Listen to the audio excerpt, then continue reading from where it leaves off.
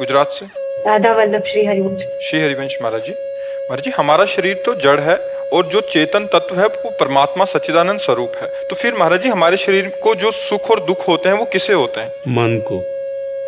अंतःकरण धर्म मन, सुख और दुख का भोक्ता अंतःकरण मन है, और उसका ज्ञान कराने वाली, निश्चय कराने वाली बुद्धि है, और उसका चिंतन करने वाला चित्त है, और उसको स्वीकार करने वाला अहम है। अंतःकरण चतुष्ट है। अंतःकरण एक ही 4 भागों में है। निश्चय करने के कारण बुद्धि, संकल्प विकल्प करने के कारण मन, चिंतन करने के कारण चित्त, और क्रिया को स्वीकार करने के कारण अहंकार। विमूढ़ आत्मा करता हमिति मन्यते, मैंने ऐसा किया, मैं ऐसा करूंगा, मैं भोगा, मैं भोगूंगा, ये अहम प्रवृत्ति। ये 4 प्रवृत्तियां अंतःकरण में है। जो अंतःकरण को सम अवस्था को ले आवे भजन के द्वारा, और चंचलता रहित एकाग्र अंतःकरण में, जैसे शांत और निर्मल जल के तह में क्या है पता चल जाता है, ऐसे समतायुक्त द्वंद्वैर विमुक्ता जो स्थिति अंतःकरण की है वो अनुभव कराती है अपने आत्मस्वरूप का। आत्मस्वरूप का अनुभव सच्चिदानंद कोई और नहीं, हम ही हैं। हमारा जो स्वरूप है वही सच्चिदानंद है।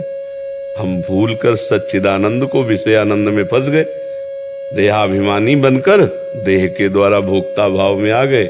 यही समस्या फंस गई। मैं स्त्री, मैं पुरुष, मैं भोक्ता, मैं करता, यही भ्रम हो गया।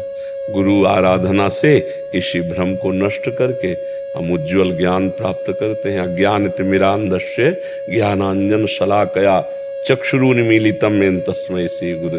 ये गुरु कृपा से ही भ्रम जाता, पढ़ने लिखने से नहीं जाता। आप चाहे जितना वेदांत पढ़ लो, चाहे जितना प्रवचन कर लो, चाहे जितना प्रवचन सुन लो, बिना गुरु चरण रज का सेवन किए। रहुगण को जब जड़ भरत जी ने उपदेश किया तो रहुगण ने पूछा कि यह ब्रह्मबोध कैसे प्राप्त होता है? तो उनका रहुगण तत्तपसा न याति न चेज्या न निरूपणाद गृहाद्वा न छंदसा नैव जलाग्नि सूर्यो बिना महात्पाद रजोभिषेकम। महापुरुषों की चरण रज से जब अभिषिक्त हो गया, उनकी आज्ञा में दैन्य भाव से निरंतर रहा, तो उनकी कृपा हुई तो ज्ञान जागृत हो गया। जड़ चेतन ग्रंथि पड़ी नहीं है, यद्यपि मृषा पर छूटत कठिलाई, ऐसी बात है। गांठ पड़ी नहीं, वो बंधन बहुत जोर का है। देखो ना, ऐसा लगता है यही मैं हूं। कितना बड़ा भ्रम है। ये स्पष्ट पंचभूतों का बना हुआ शरीर, और इसके हम जानने वाले हैं, हम नहीं हैं। हम इसको जानने वाले हैं। अंतःकरण के हम दृष्टा हैं, स्वभाव के हम दृष्टा हैं, साक्षी हैं, पर हम इतना लिप्त हो गए। मैंने देखा, मैं देखूंगा, मैंने सुना, मैं सुनूंगा, मैंने चखा, मैं चखूंगा। इंद्रियों के विलास को, मन के विलास को तदात्म भाव से स्वीकार कर लेना, यही अज्ञान है।